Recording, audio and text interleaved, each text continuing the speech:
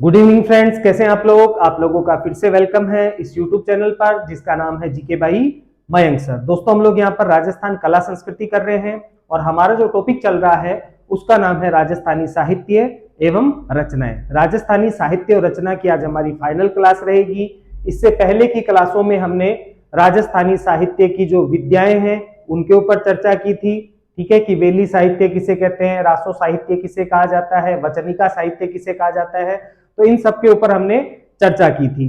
ठीक है, इसके अलावा हमने राजस्थानी साहित्य को 3 भागों में बांटा था। प्राचीन कालीन राजस्थानी साहित्य, मध्यकालीन राजस्थानी साहित्य और आधुनिक कालीन राजस्थानी साहित्य। आधुनिक कालीन राजस्थानी साहित्य के कुछ इतिहासकारों को हम कवर कर चुके थे, जिनमें सूर्यमल मिशन है, जीएच ओझा है, ठीक है, और इसके अलावा कन्हैयालाल सेठिया को हम कवर कर चुके थे। ठीक है, इसी क्रम में इस क्लास को आगे बढ़ाएंगे और आज का जो हमारा पहला इतिहासकार है जो आधुनिक काल से है उनका नाम है कविराज श्यामल दास ददवाड़िया। ठीक है, तो हमारा जो टॉपिक चल रहा है वो है आधुनिक राजस्थानी साहित्य। ठीक है, आधुनिक राजस्थानी साहित्य की बात की जाए तो 18वीं शताब्दी से लेकर वर्तमान तक का जो काल है उसे हमने आधुनिक राजस्थानी साहित्य में डाल रखा है। ठीक है, इससे पहले की जो क्लासें हैं वो भी जाकर आप लोग देख लीजिए, इसके बाहर कहीं नहीं जाएगा। डोंट वेरी रहिए, बस इसको आप लोग याद करके रख लीजिए। ठीक है, एग्जाम में यहीं से क्वेश्चन आएगा, न तो आपको किसी बुक की जरूरत है न अन्य किसी नोट्स की जरूरत है। ठीक है, जो भी पुराने पेपर आएंगे उनसे आप मिलाकर देख लेना अपने यहां से कितने क्वेश्चन आते हैं। ठीक है, तो आज के जो पहले हमारे इतिहासकार हैं उनका नाम क्या है, उनका नाम है कविराज श्यामल दास ददवाड़िया। ठीक है, इनको कविराज भी कहा जाता है, कविराज श्यामल दास ददवाड़िया। ठीक है, इनकी मेन बातें क्या हो जाएगी, इनका जन्म हुआ था भीलवाड़ा में। ठीक है, इनका जन्म कहां हुआ, भीलवाड़ा में। ठीक है, मेवाड़ महाराणा सज्जन सिंह के ये दरबारी कवि थे। इनका प्रमुख ग्रंथ की अगर बात की जाए तो इनका प्रमुख ग्रंथ था वीर विनोद ग्रंथ। ठीक है, तो अगर बात की जाए तो यह है मेवाड़ शासक सज्जन सिंह के दरबारी थे। ठीक है, अगर देखो बात की जाए इनकी उपाधियों की तो नंबर 1 उपाधि है इनकी कविराज। ठीक है, फर्स्ट उपाधि हो जाएगी कविराज, और कविराज की उपाधि इनको दी गई थी सज्जन सिंह के द्वारा। ठीक है, मेवाड़ महाराणा है सज्जन सिंह, इन्हीं सज्जन सिंह के द्वारा इन्हें कविराज की उपाधि दी गई थी। नंबर 2 अगर बात की जाए तो इनको उपाधि दी गई थी केसर ए हिंद।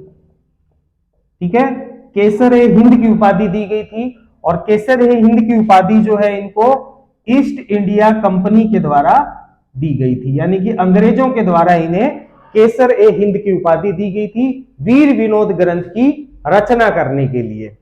ठीक है, नंबर 3 अगर इनकी उपाधि की बात की जाए तो इनकी नंबर 3 उपाधि हमें देखने को मिलती है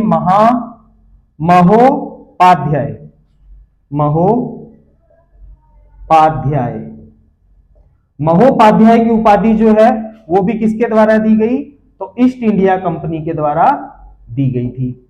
ठीक है, अब बात की जाए इनके प्रमुख ग्रंथ की, तो इनका जो प्रमुख ग्रंथ है उसका नाम हमें देखने को मिलता है वीर विनोद ग्रंथ।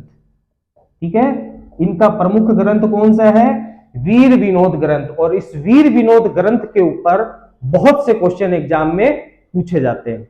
ठीक है, याद रखना वीर विनोद ग्रंथ किसका है, तो श्यामल दास ददवाड़िया का ग्रंथ है। एग्जाम में इतनी बार पूछा है कि मुझे भी नहीं पता।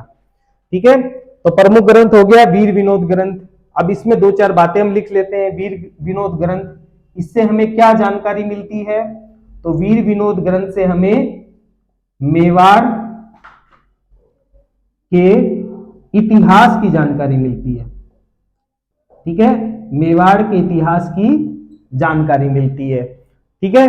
अब ये जो वीर विनोद ग्रंथ है, इसी की रचना करने के कारण इन्हें केसरे हिंद की उपाधि दी गई थी। ठीक है, किसके द्वारा? ईस्ट इंडिया कंपनी के द्वारा दी गई थी। ठीक है, यही मैं ब्रैकेट में लिख देता हूं, वीर विनोद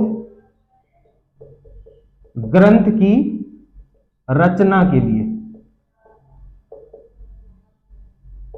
ठीक है, वीर विनोद ग्रंथ की रचना की थी, इसलिए इन्हें केसरे हिंद की उपाधि प्रदान की गई थी। ठीक है, अब ये जो वीर विनोद ग्रंथ है, इन्होंने लिखा किसके कहने पर? तो सज्जन सिंह ने इनको फोर्स किया, सज्जन सिंह ने इनको कहा, तब जाकर इन्होंने वीर विनोद ग्रंथ की रचना की थी। ठीक है, तो ये मेन बात हो गई हमारे कविराज श्यामल दास ददवाड़िया से रिलेटेड। ठीक है, श्यामल दास ददवाड़िया के बाद में नेक्स्ट जो इतिहासकार को हम पढ़ेंगे उसका नाम है विजयदान देथा। ठीक है, काफी इंपॉर्टेंट है। तो नेक्स्ट इतिहासकार हो जाएंगे विजयदान देथा, बीजी इनको कहा जाता है।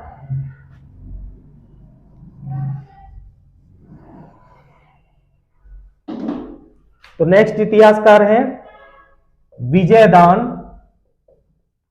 देथा।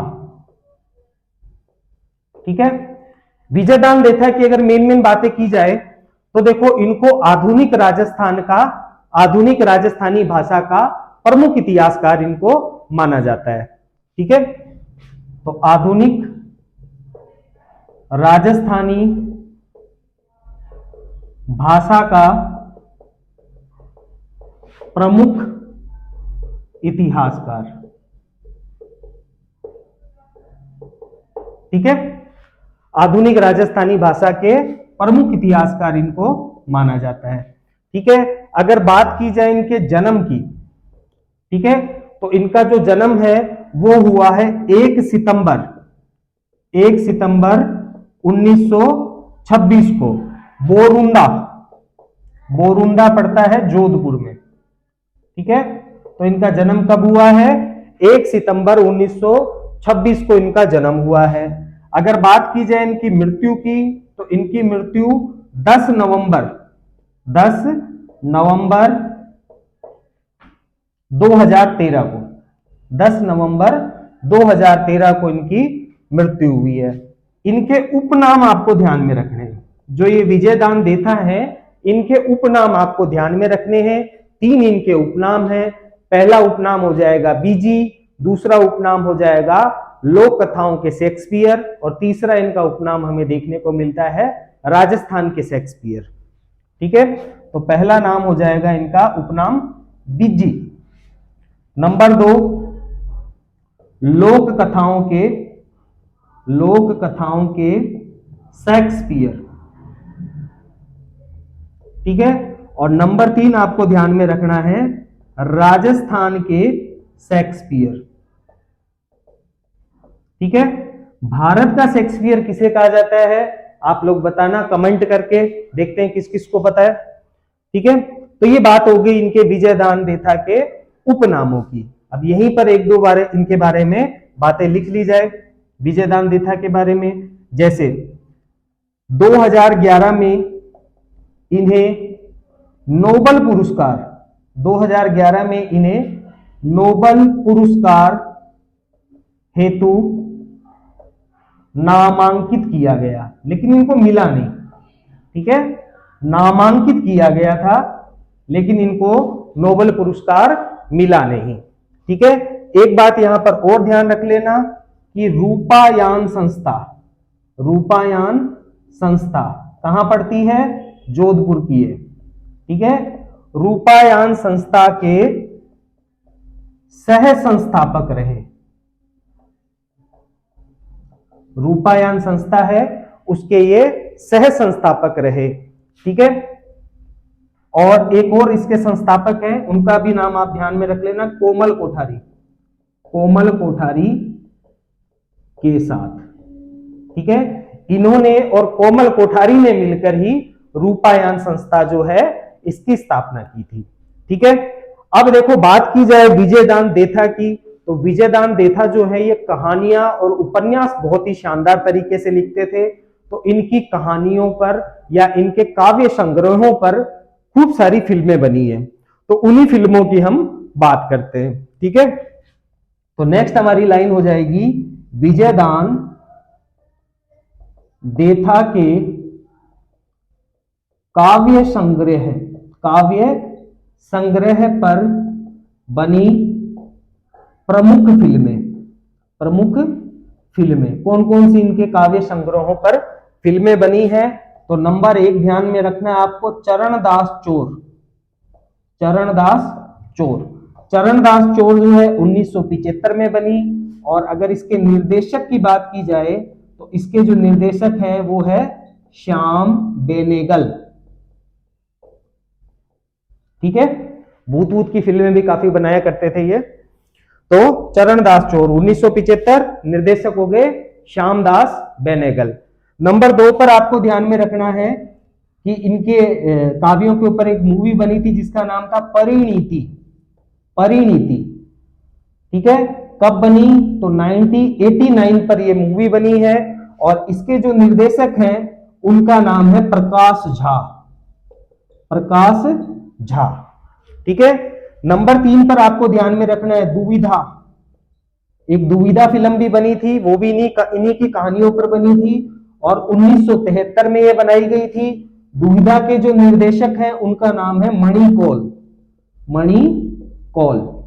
और नंबर 4 पर आपको ध्यान में रखना है पहेली फिल्म, और ये बनी थी 2005 के अंदर। ठीक है, इसके जो निर्देशक हैं वो हैं आमोल पालेकर। ठीक है, शाहरुख खान की ये फिल्म है पहेली, डबल रोल थे शाहरुख खान के, तो इन्हीं की जो कहानियां थी उसी कहानी के ऊपर ये पहेली मूवी बनी हुई है। ठीक है, नेक्स्ट हम बात करेंगे विजयदान देथा की रचनाओं के बारे में।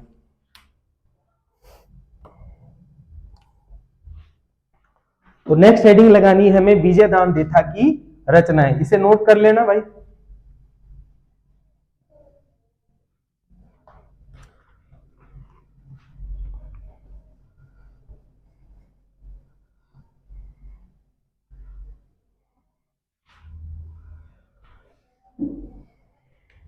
विजयदान देथा की प्रमुख रचनाएं। ठीक है, इनकी देखो अगर प्रमुख रचनाओं की बात की जाए तो इनकी पहली रचना हो जाएगी बापू के 3 हत्यारे, और इसको इन्होंने 1948 में लिखा था। ठीक है, नंबर 2 मोस्ट इंपोर्टेंट कर लेना इसको, बातारी फुलवारी। और ये जो बातारी फुलवारी है ये 1960 से लेकर 1975 तक इसकी रचना चलती रही। ठीक है, काफी बड़ा ग्रंथ है, इसमें 14 खंड है और 10वें खंड के लिए इन्हें साहित्य अकादमी पुरस्कार से सम्मानित किया गया था। तो यहीं पर मैं लिख देता हूं, बाता की फुलवारी, इसमें 14 खंड है। 10वें खंड के लिए इन्हें साहित्य अकादमी पुरस्कार मिला।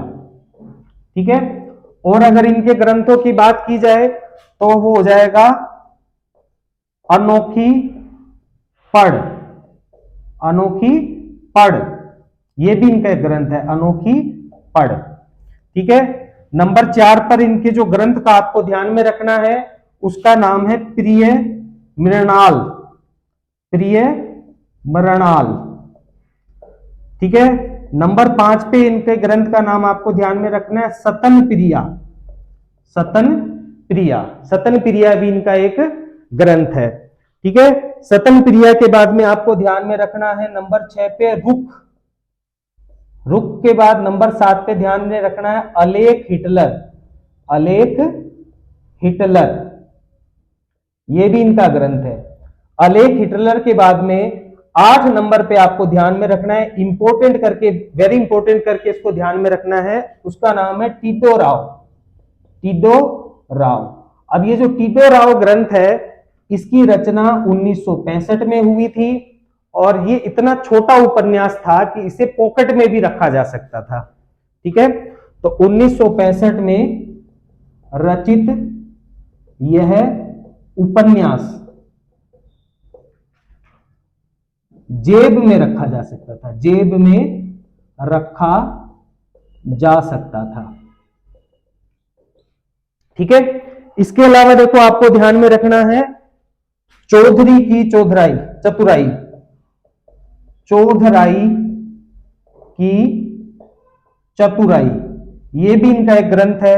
नंबर 10 पर आपको ध्यान में रखना है मेरा दर्द न जाने कोई, मेरा दर्द न जाने कोई। तो ये इनके प्रमुख ग्रंथ हो गए। ठीक है, अब अगर बात की जाए तो विजयदान देथा को मिलने वाले प्रमुख पुरस्कार कौन कौन से हैं उसके बारे में भी हमको ध्यान में रखना है। ठीक है, तो नेक्स्ट हेडिंग हमको लगानी है विजयदान देथा को पुरस्कार। इसको उतार लेना भाई, और जो जो इंपॉर्टेंट ग्रंथ है ना वो वाले ग्रंथ तो आप लोग ध्यान में रख ही लेना। ठीक है, इतने 10 ग्रंथ है वो आपको ध्यान में नहीं रहते हैं, तो जो मैंने 2-3 इंपॉर्टेंट बताए ना उनको आप लोग बहुत बड़े ध्यान से याद रखना। ठीक है, विजयदान देथा को पुरस्कार, इनको कौन कौन से पुरस्कार मिले हैं तो वो आपको ध्यान में रखना है। नंबर 1 पद्मश्री, पद्मश्री पुरस्कार इन्हें 2007 में दिया गया। नंबर 2 बिहारी पुरस्कार, बिहारी पुरस्कार, और जो बिहारी पुरस्कार है इन्हें 2002 में दिया गया। राजस्थान रत्न पुरस्कार,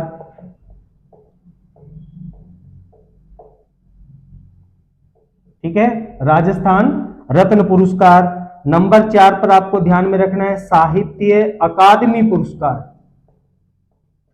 साहित्य अकादमी पुरस्कार। ठीक है, अभी हमने बात करी थी बाता की फुलवारी के लिए 10वें खंड के लिए साहित्य अकादमी पुरस्कार इनको प्रदान किया गया था।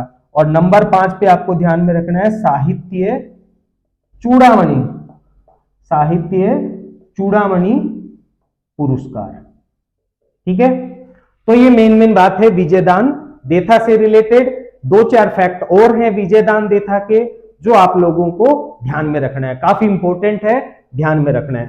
ठीक है, तो यही मैं लिख देता हूं विजयदान देथा से रिलेटेड फैक्ट। देखो पहला फैक्ट ये हो जाएगा कि जो विजयदान देथा है इनके काव्य संग्रह का प्रकाशन केंद्रीय ज्ञानपीठ या भारतीय ज्ञानपीठ के द्वारा करवाया गया सतन प्रिया के नाम से।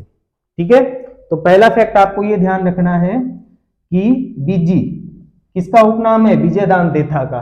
ठीक है, तो बीजी के काव्य संग्रहों का प्रकाशन, काव्य संग्रहों का प्रकाशन भारतीय ज्ञानपीठ द्वारा सतन प्रिया के नाम से करवाया गया। ठीक है, यहीं पर आप एक बात और ध्यान में रख लेना, ये तो नंबर 1 फैक्ट हो गया। नंबर फैक्ट आप ध्यान में रख लेना ऊषा क्या है, तो 1946 में विजयदान देथा के काव्य संग्रहों को ऊषा नाम दिया गया, ऊषा नाम दिया गया। ठीक है, 1946 में प्रकाशित। ठीक है, 1946 में इन्होंने कुछ कहानियां प्रकाशित की थी विजयदान देथा ने, तो उन कहानियों को इन्होंने ऊषा नाम से प्रकाशित की है। ठीक है, यह भी बात आपको ध्यान में रखना है। और तीसरी बात आपको यह ध्यान रखना है कि विजयदान देथा जो है इनके कहानियों का इंग्लिश में अनुवाद किया गया, तो उस इंग्लिश अनुवाद को क्या नाम दिया गया, तो उसे नाम दिया गया डी डिलेमा। ठीक है, तो देथा की कहानियों का अंग्रेजी अनुवाद, कहानियों का अंग्रेजी अनुवाद। अंग्रेजी अनुवाद क्या कहलाया साहब? तो इनकी कहानियों का अंग्रेजी अनुवाद कहलाया दी डिलेमा। ठीक है, दी डिलेमा या दी डिलेमा, ये भी आपको नाम देखने को मिलता है, डी या दी है कौन सा? डिलेमा। तो ये मेन बातें हो गई हमारी विजयदान देथा से रिलेटेड। देखो इतना कवर करना ही पड़ेगा, नहीं तो एग्जाम में नहीं आएंगे क्वेश्चन। ठीक है, आपको इतना कवर करना ही पड़ेगा इसको। विजयदान देथा, विजयदान देथा के बाद में नेक्स्ट इतिहासकार जिस पर हम चर्चा करने वाले हैं उनका नाम है श्रीलाल नथमल जोशी। ठीक है, तो नेक्स्ट इतिहासकार हो जाएंगे श्रीलाल नथमल जोशी। इसको पूरा नोट कर लेना।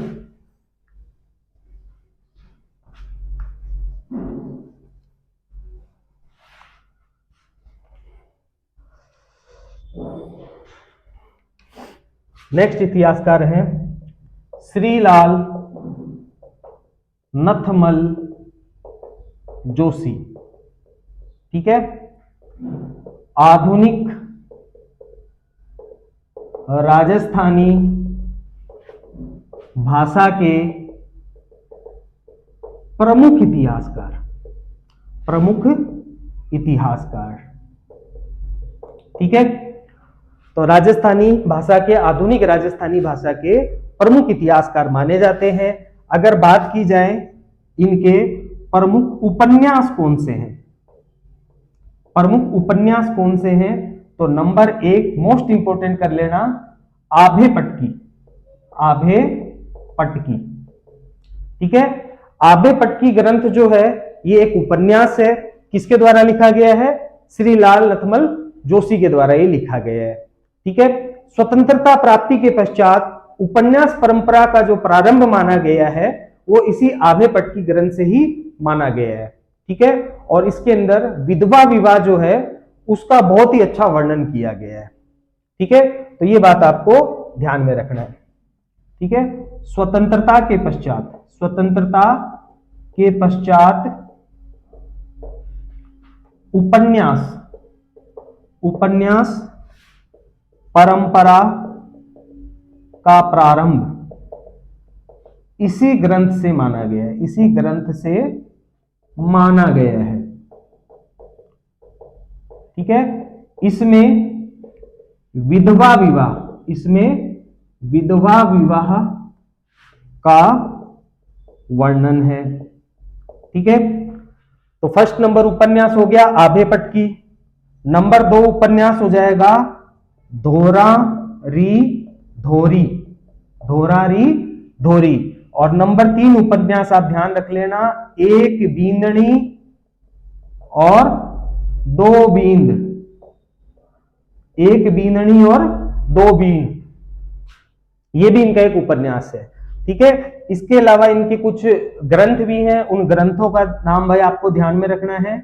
अन्य ग्रंथ, अन्य ग्रंथ हो जाएंगे मांडेली, नंबर 2 शरणागत।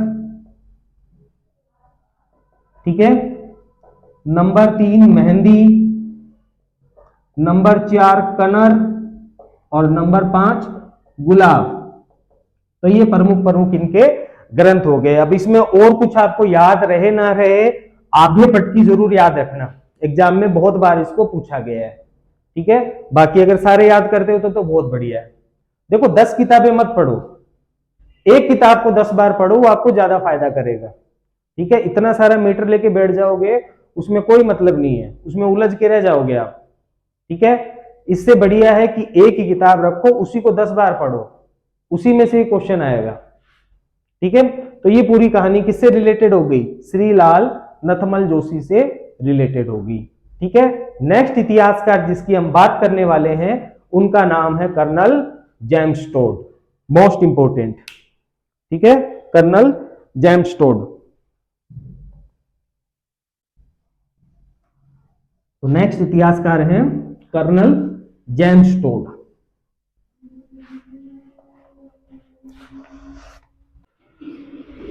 तो अगले इतिहासकार हो गए कर्नल जेम्स टोड। और कर्नल जेम्स टोड के बारे में अगर प्रमुख प्रमुख बातें की जाए तो क्या हो जाएगी? तो कर्नल जेम्स टोड को राजस्थानी इतिहास का जनक कहा जाता है। ठीक है, राजस्थानी इतिहास का जनक किसे कहा जाता है? तो कर्नल जेम्स टोड को कहा जाता है। ठीक है, इनका आपको उपनाम ध्यान में रखना है। कर्नल जेम्स टोड का जो उपनाम है वो देखने को मिलता है घोड़े वाले बाबा। ठीक है, घोड़े वाले बाबा भी इनको कहा जाता है। ठीक है, अच्छा, ऐसा कौन सा शिलालेख था जिसे कर्नल जेम्स टोड ने समुद्र में फेंक दिया था? ठीक है, आप लोग सोचिए, लास्ट में मैं इसका आंसर दूंगा। ठीक है, तो कर्नल जेम्स टोड जो है इन्हें राजस्थानी इतिहास का जनक कहा जाता है। अगर इनके जन्म की बात की जाए तो इनका जन्म हुआ है 20 मार्च 1782 को इनका जन्म हुआ है। ठीक है, स्थान किस जगह इनका जन्म हुआ है तो वो आपको स्थान ध्यान में रखना है, इस्लिंगटन। इस्लिंगटन प्रांत, और इस्लिंगटन प्रांत पड़ता है इंग्लैंड में। ठीक है, वैसे ये मूलतः स्कॉटलैंड के निवासी थे। मूलतः स्कॉटलैंड के निवासी थे। ठीक है, इनकी माता, कर्नल जेम्स टोड की माता का नाम था मेरी हेडली। मेरी हेडली। ठीक है, पिता का नाम आपको ध्यान में रखना है जेम्स हार्ड। जेम्स हार्ड इनके पिता का नाम था। ठीक है, पत्नी, पत्नी का जो नाम है वो था Clutterbuck. Clutterbuck. Clutterbuck, ये इनकी पत्नी का नाम था। ठीक है, इनके गुरु का भी नाम आप याद रख लेना। इनके जो गुरु का नाम है वो है यति। जैन मुनि थे, जैन यति। ठीक है, ज्ञानचंद्र। ठीक है, जैन यति ज्ञानचंद्र। और ये है मांडलगढ़। मांडलगढ़ पड़ता है भीलवाड़ा। मांडलगढ़ भीलवाड़ा के निवासी थे। ठीक है, अब देखो, अगर बात की जाए कर्नल जेम्स टोड की कि कर्नल जेम्स टोड भारत कब आए, तो कर्नल जेम्स टोड जो है वो 1798 में भारत आए थे और सर्वप्रथम ये बंगाल में आए थे। ठीक है, राजस्थान कब आए कर्नल जेम्स टोड, तो 1806 में राजस्थान आए थे और सर्वप्रथम मांडलगढ़ भीलवाड़ा में ये आए थे। ठीक है, तो बात की जाए कर्नल जेम्स टोड भारत आए। भारत कब आए, तो 1798 में भारत आए, बंगाल आए। ठीक है, सर्वप्रथम कहां आए, बंगाल में आए। ठीक है, नेक्स्ट लाइन में आपको ध्यान में रखना है colonel James Tod. Colonel James Tod Rajasthan आए। राजस्थान ये कब आए, तो राजस्थान ये आए 1806 में। सर्वप्रथम मांडलगढ़, सर्वप्रथम मांडलगढ़ भीलवाड़ा आए। ठीक है,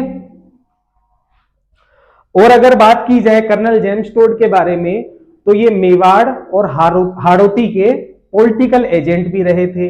कर्नल की उपाधि इन्हें 1813 में प्रदान की गई थी ईस्ट इंडिया कंपनी के द्वारा। ठीक है, ये दो चार बातें हमें और इनके बारे में ध्यान में रखनी है। ठीक है, इसको मिटा देते हैं, फिर लिखते हैं।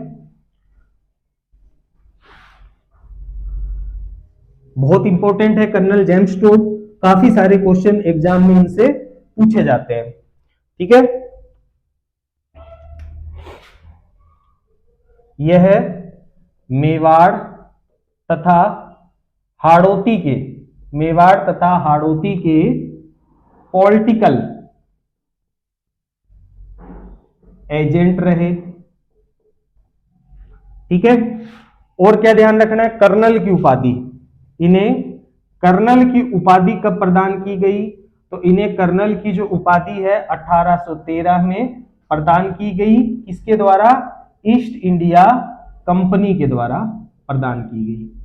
ठीक है, वापस इंग्लैंड कब गए, वापस इंग्लैंड गए। वापस इंग्लैंड कब गए, तो 1800 1922 में वापस से इंग्लैंड चले गए। अभी बात करते हैं इनकी मृत्यु की। तो इनकी जो मृत्यु है वो हुई थी 18 नवंबर 1835 को इंग्लैंड में इनकी मृत्यु हो गई थी। ठीक है, अब हम बात करेंगे टॉड की रचनाएं, कर्नल जेम्स टॉड की रचनाएं।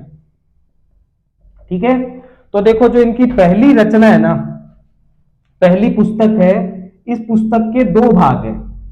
ये जो पहली पुस्तक है इसके दो भाग हैं। जो फर्स्ट पार्ट है, पहला भाग, उसे कहा जाता है annals of antiquities, annals of antiquities of Rajasthan.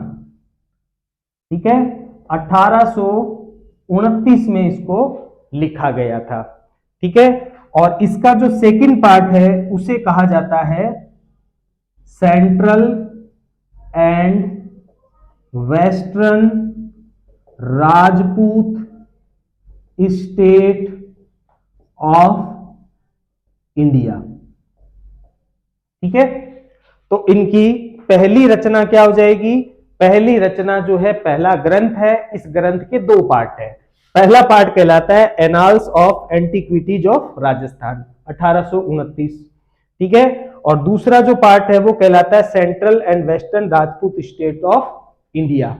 ठीक है, इन दोनों ग्रंथों का जो प्रकाशन है, यानी दोनों पार्टों का जो प्रकाशन है, वो विलियम क्रूक के द्वारा करवाया गया था।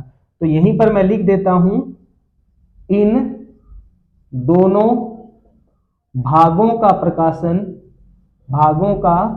प्रकाशन विलियम क्रूक के द्वारा करवाया गया। ठीक है, नंबर 2 इनका जो ग्रंथ है उसको आपको ध्यान में रखना है, उसका नाम है पश्चिमी भारत की मेरी यात्रा। पश्चिमी भारत की मेरी यात्रा। ठीक है, the travel in western part of India, पश्चिमी भारत की मेरी यात्रा। अब ये जो ग्रंथ है इनके मरने के बाद प्रकाशित हुआ है, 1839 में इसका प्रकाशन हुआ है, और जो इनकी पत्नी है जिनका नाम है क्लेट बर्क, उनके द्वारा इसका प्रकाशन करवाया गया था। ठीक है, तो इनकी दो ही रचनाएं हैं जिनको आपको ध्यान में रखना है। ठीक है, दूसरी रचना हो जाएगी पश्चिमी भारत की मेरी यात्रा, मरणोपरांत प्रकाशन। ठीक है, प्रकाशन कब हुआ है इसका? तो इसका प्रकाशन हुआ है 1839 में क्लेट बर्क के द्वारा। क्लेट बर्क कौन है? तो टॉड की पत्नी है। ठीक है, तो ये बात आप थोड़ी सी याद रख लेना। अब हम बात करेंगे कर्नल जेम्स टॉड के प्रमुख कथनों की। ठीक है, कर्नल जेम्स टॉड के जो प्रमुख कथन है उनके बारे में हम लोग चर्चा करेंगे। 3 कथन आपको ध्यान में रखने हैं कर्नल जेम्स टॉड के।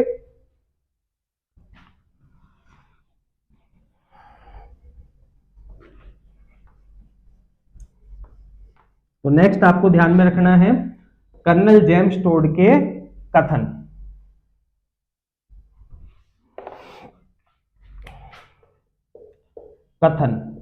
कथन में नंबर 1 आपको ध्यान में रखना है कि इन्होंने कहा है कि राजस्थान में कोई ऐसा छोटा राज्य भी नहीं है जहां पर थर्मोपैली जैसी रणभूमि ना हो और लियोनाइडस जैसा कोई वीर योद्धा ना पैदा हुआ हो। लियोनाइडस कौन था? तो यूनान का एक बहुत महान योद्धा था।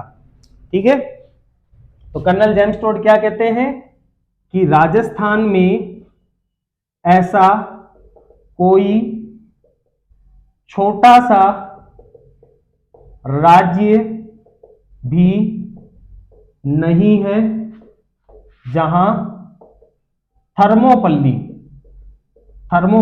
आपने देखा है, एक 300 मूवी बनी हुई है हॉलीवुड की, वो थर्मोपल्ली का युद्ध है उसमें। ठीक है, तो राजस्थान में ऐसा कोई छोटा सा राज्य भी नहीं है जहां थर्मोपल्ली जैसी रणभूमि न हो तथा लियोनाइडस, लियोनाइडस ये कौन है? तो यूनानी योद्धा है, यूनानी योद्धा। लियोनाइडस जैसा वीर सपूत न पैदा हुआ हो। ठीक है। नंबर 2 इनका कथन आपको ध्यान में रखना है कि कर्नल जेम्स टोड कहते हैं कि शौर्य और बलिदान के हिसाब से, शौर्य और बलिदान के लिए यूरोप में कोई थर्मोपल्ली जैसी जगह नहीं है। ठीक है। राजस्थान में पग पग में जो लड़ाके हैं, सैनिक हैं, उनके हड्डियां मिली हुई है और पग पग में थर्मोपल्ली है। ये इनका कथन है। ठीक है कि शौर्य और बलिदान, शौर्य और बलिदान के लिए, शौर्य और बलिदान के लिए यूरोप में कोई थर्मोपल्ली, थर्मोपल्ली जैसी जगह नहीं है। राजस्थान में पग पग पर वीरों की हड्डियां, वीरों की हड्डियां धूमिल है तथा पग पग पर थर्मोपल्ली है, पग पग पर थर्मोपल्ली है। और तीसरा कथन इनका आपको ध्यान में रखना है कर्नल जेम्स टोड का कि यदि आप सहरिया जनजाति के व्यक्ति को एक रोटी देते हो तो वो आपको जीवन भर याद रखेगा। ठीक है। यदि आप सहरिया जनजाति के व्यक्ति को रोटी देते हो तो वह जीवन भर आपको याद रखेगा। ठीक है। तो ये हो गए कर्नल जेम्स टोड के कथन। इसके अलावा हम बात करेंगे कर्नल जेम्स टोड के द्वारा दिए गए नामों की। ठीक है। कुछ युद्धों का, कुछ लोगों को इन्होंने नामकरण किया था, उसके ऊपर भी एग्जाम में क्वेश्चन बहुत बार पूछे जाते हैं, तो उसको भी हम यहीं पर नोट डाउन कर लेंगे। ठीक है। तो नेक्स्ट हमको हेडिंग लगानी है कर्नल जेम्स टोड के द्वारा नामकरण। कर्नल जेम्स टोड द्वारा नामकरण, कर्नल जेम्स टोड द्वारा नामकरण। ठीक है। नंबर 1 आपको ध्यान में रखना है हल्दी घाटी युद्ध, हल्दी घाटी युद्ध, हल्दी घाटी युद्ध। हल्दी घाटी युद्ध को इन्होंने मेवाड़ की थर्मोपल्ली का है। ठीक है। नंबर 2 दिवेर का युद्ध, दिवेर का युद्ध, और दिवेर के युद्ध को इन्होंने मेवाड़ का मैराथन, ठीक है, मेवाड़ का मैराथन कहा है। और क्या ध्यान रखना है? तो और हमें ध्यान में रखना है कि कर्नल जेम्स टोड ने भामाशाह को क्या कहा? कर्नल जेम्स टोड ने भामाशाह को मेवाड़ का कर्ण कहा है, मेवाड़ का कर्ण कहा है। ठीक है। और नंबर 4 आपको ध्यान में रखना है दुर्गादास राठौड़, दुर्गादास राठौड़। और जो दुर्गादास राठौड़ है इसे राठौड़ों का यूलिसिस, यूलिसिस कौन है? तो ऑस्ट्रिया का लड़ाका था, ऑस्ट्रिया का लड़ाका। ठीक है। तो राठौड़ों का यूलिसिस कहा है। तो ये हो गया इनके द्वारा प्रमुख नामकरण। अब यहीं पर हमें बात ध्यान में रखनी है कि कर्नल जेम्स टोड जो है इन्होंने 2 दुर्गों का निर्माण करवाया। ठीक है। मेवाड़ महाराणा भीम सिंह से आर्थिक सहायता लेकर इन्होंने राजस्थान में 2 दुर्गों का निर्माण करवाया है। उसके ऊपर भी एग्जाम में क्वेश्चन पूछा जाता है। तो नेक्स्ट हेडिंग हमें लगानी है कर्नल जेम्स टोड द्वारा निर्मित दुर्ग।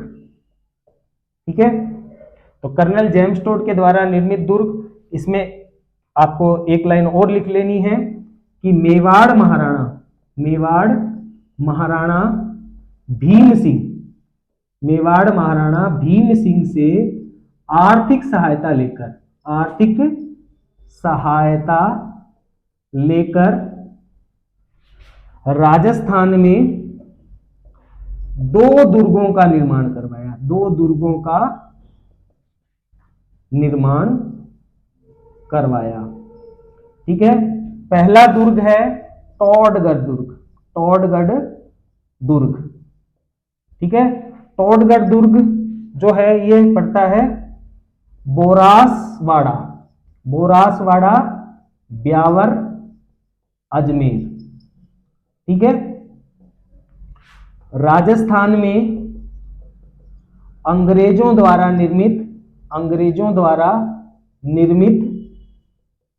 एकमात्र दुर्ग। अब ये एकमात्र दुर्ग कैसे है भाई? अभी तो हम पढ़ रहे हैं 2 दुर्ग करवाए हैं निर्माण। जो दूसरा दुर्ग है ना, जिसका नाम है भीमगढ़ दुर्ग, वो भी अजमेर में ही बनाया गया है। भीमगढ़ दुर्ग जो है वो नष्ट हो गया। ठीक है, तो अब राजस्थान में अंग्रेजों द्वारा निर्मित एकमात्र दुर्ग कौन सा रह गया? टोडगढ़ दुर्ग रह गया। ठीक है, इसीलिए इसको राजस्थान में अंग्रेजों द्वारा निर्मित एकमात्र दुर्ग कहा जाता है। ठीक है, तो नंबर 2 पर आप ध्यान रख लेना, भीमगढ़ दुर्ग। ठीक है, और ये जो भीमगढ़ दुर्ग है ये भी कहां पड़ता है? तो ये पड़ता है ब्यावर अजमेर में। ठीक है, और कुछ फैक्चुअल बातें हैं, 2-4 बातें हैं, उनको भी हम यहीं पर नोट डाउन कर लेते हैं। कर्नल जेम्स टोड से रिलेटेड है, तो यहीं पर हम नोट डाउन कर लेते हैं फैक्ट्स।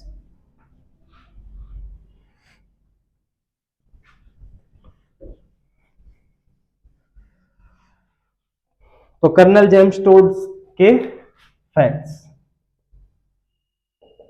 फैक्ट्स में पहला आप ध्यान रख लेना कि राजस्थान, रायथान, रजवाड़ा शब्दों का सर्वप्रथम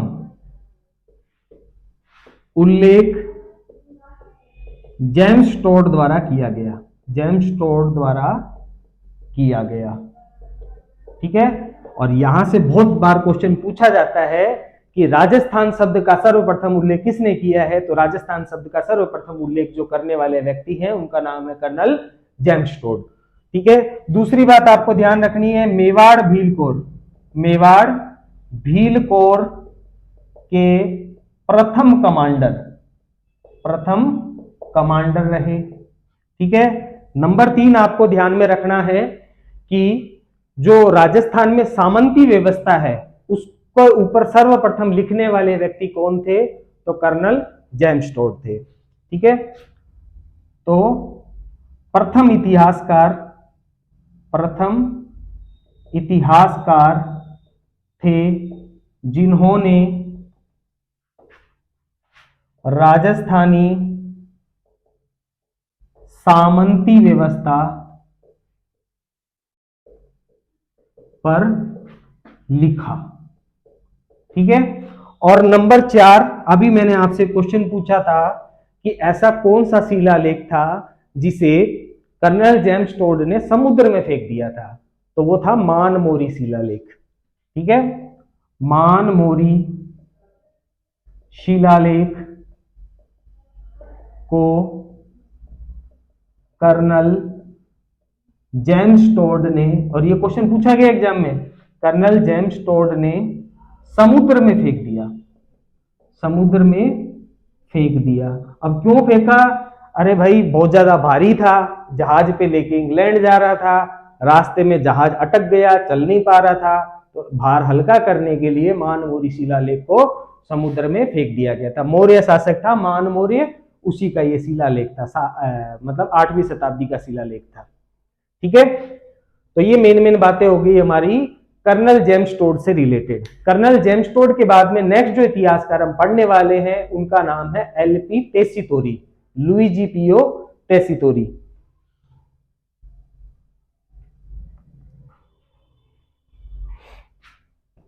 तो नेक्स्ट इतिहासकार हो जाएंगे एलपी टेसीतोरी।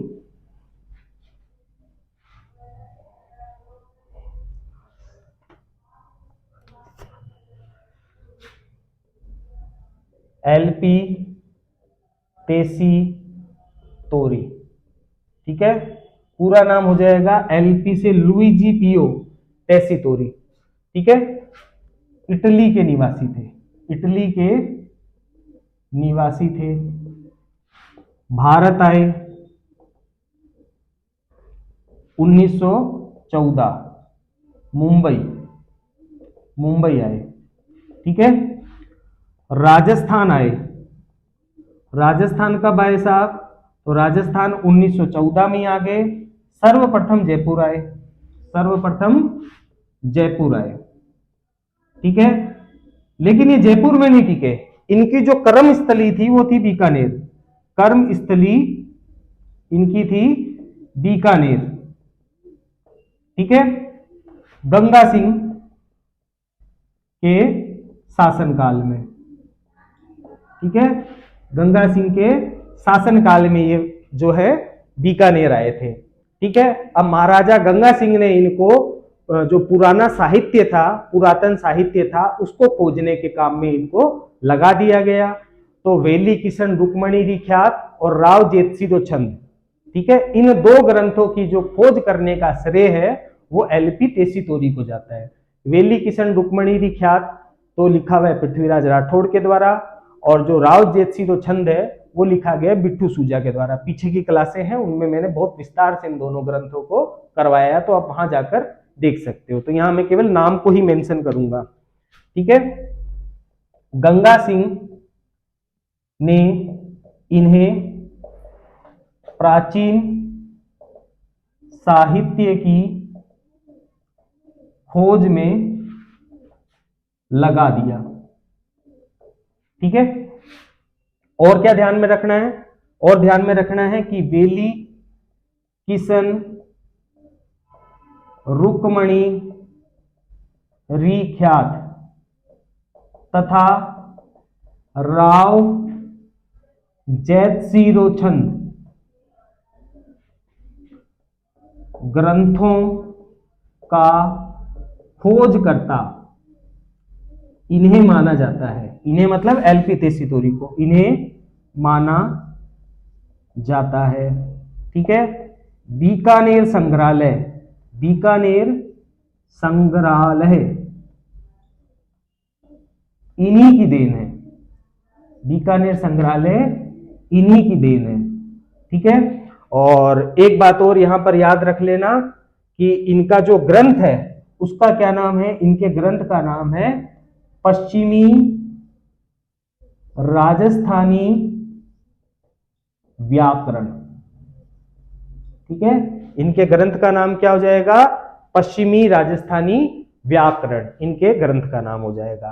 तो ये मेन बातें हो गई एलपी टेसीतोरी से रिलेटेड, ठीक है।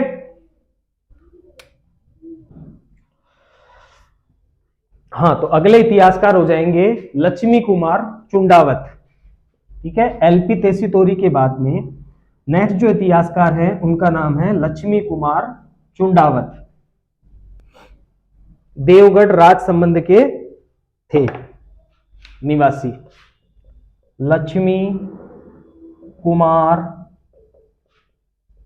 चुंडावत, लक्ष्मी कुमार चुंडावत। जन्म, इनका जो जन्म है वो हुआ है देवगढ़, और देवगढ़ पड़ता है राज संबंध में, ठीक है। देवगढ़ राज संबंध में इनका जन्म हुआ था, ठीक है। और अगर इनके बारे में देखो बात की जाए तो इनका उपनाम आपको ध्यान में रखना है। इनका जो उपनाम है वो हमें देखने को मिलता है राठी जी। इनका उपनाम हमें क्या देखने को मिलता है? राठी जी, ठीक है। देवनारायण, देवनारायण बगड़ावत, देवनारायण जी है ना लोक देवता, हाँ, तो देव नारायण बगड़ावत महाकथा की रचना करने के कारण 1984 में पद्मश्री पुरस्कार दिया गया। पद्मश्री पुरस्कार से सम्मानित किया गया इनको। ठीक है, और क्या बात आपको ध्यान में रखनी है, तो और एक बात आपको और ध्यान में रख लेनी है कि 2012 में राजस्थान रत्न पुरस्कार, ठीक है, 2012 में इन्हें राजस्थान रत्न पुरस्कार दिया गया। और लक्ष्मी कुमार चुंडावत की क्या बात ध्यान रखनी है, तो राजस्थानी भाषा को मतलब संवैधानिक मान्यता दिलाने की आवाज उठाने वाले प्रथम व्यक्ति कौन थे, तो यही थे लक्ष्मी कुमार चुंडावत। ठीक है, राजस्थानी भाषा को संवैधानिक मान्यता दिलाने की मांग करने वाले प्रथम व्यक्ति। ठीक है, विधानसभा तथा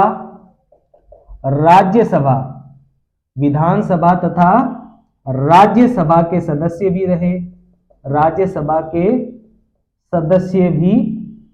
रहे। ठीक है, अब बात करेंगे इनके प्रमुख रचनाओं की कि भाई इनकी प्रमुख रचनाएं कौन कौन सी है।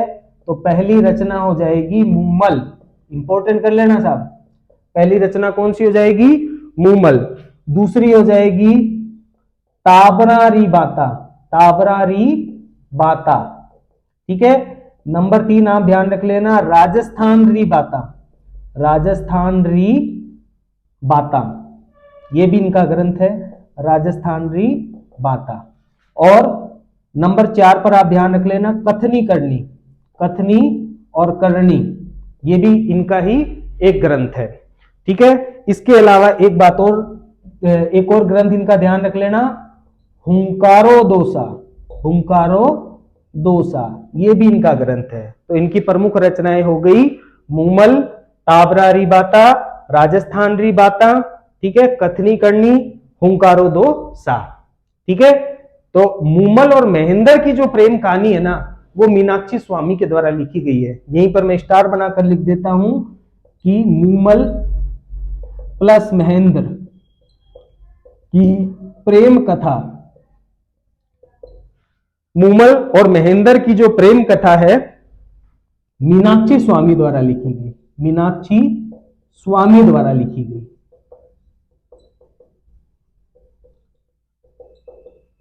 ठीक है, तो ये मेन बात हो गई लक्ष्मी कुमार चुंडावत के बारे में। लक्ष्मी कुमार चुंडावत के बाद में नेक्स्ट और इस क्लास के जो लास्ट इतिहासकार है उनका नाम है मेघराज मुकुल। तो नेक्स्ट इतिहासकार हो जाएंगे मेघराज मुकुल। नेक्स्ट इतिहासकार हो गए मेघराज मुकुल। अब ये जो मेघराज मुकुल है इनका जन्म हुआ है 1927 राजगढ़ चूरू। ठीक है, ग्रंथ इनका जो प्रमुख ग्रंथ है उसका नाम है सेनानी ग्रंथ। हांडी रानी सहल कंवर पर लिखा गया।